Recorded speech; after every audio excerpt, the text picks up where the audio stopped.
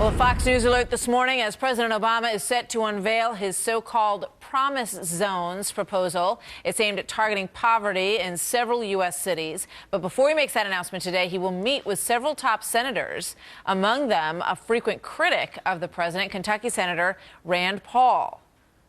The president, is rolling out something called Promise Zones, and they say the sincerest form of flattery is imitation. We're glad that he's read about my economic freedom zones last month in Detroit, and that now he's rolling out these Promise Zones. We don't know yet exactly what that means.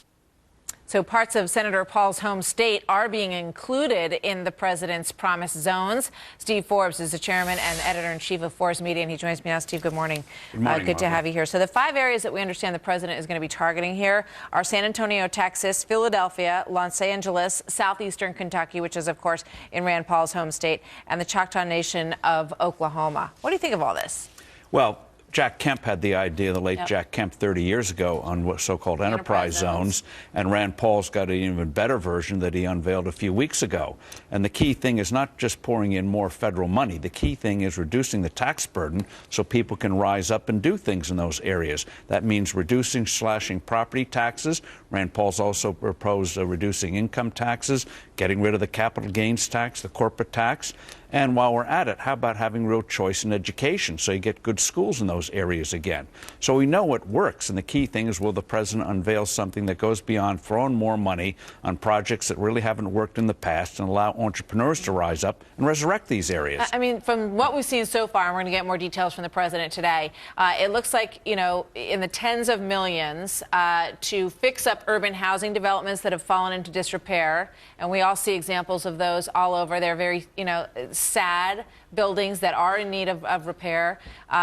Education, more money to be put toward education. And as you point out, there are other options out there. And we've seen in places like Newark, New Jersey, where, the money hasn't made a difference. They spend more money per student there than many places in the whole country, and the numbers are declining. So, it's disheartening. Is it just an effort to say you did something? The president's unwilling to take on the teachers' unions. We know charter schools work. We have a handful here in New York that work. Now the new mayor wants to get rid of those. We have a handful in Newark and other areas because they have accountability. They work. Parents get more involved. Win-win for everybody except the politicians. So we know it works, and the key thing, again, is reducing the tax burden, regulatory burden. So in terms of housing, if people own their own houses or entrepreneurs are allowed to come in and create affordable housing, as you see in places like Chicago, a lot of these problems would be solved.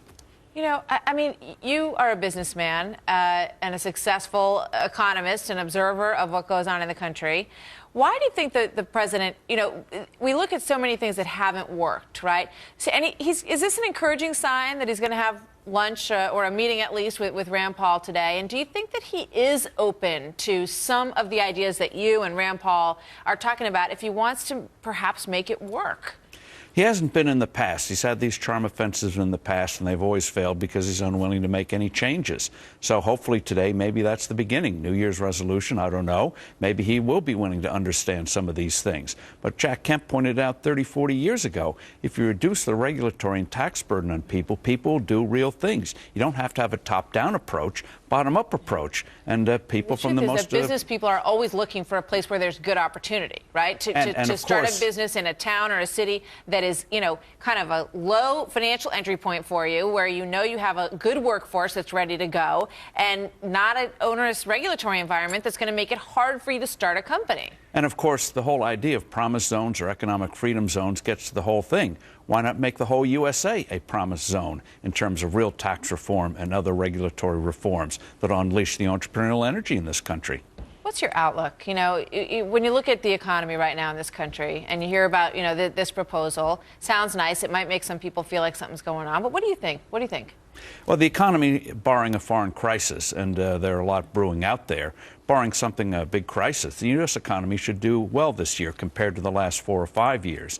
I think we can break out of the 2% zone, get up to 3%. That's still pathetic by U.S. historic standards, but compared to what we've had in the past 4 years, it's a huge step forward. So that's one reason why the stock market has done well. They sense that something finally is going to be a little better than what we've had in recent times. What about, Republicans in terms of their economic initiatives? And, some on your side might say, where are they? Where are their ideas about how to really spur growth and get rid of some of these regulations? Well, Rand Paul's got a good one, and a number of House Republicans have got good proposals in terms of a counter to Obamacare, which is going to become more and more relevant as this thing collapses. I mean, Obamacare is the greatest social experiment failure in this country since Prohibition. And I think Republicans do have a number of proposals to step in and deal with this problem. Steve Forbes, thank you very much. We'll see what happens. Another promise. We'll see if this one is fulfilled. Thank you for being here, Steve. Always good to see you. Good to see you, Martha. Thank you.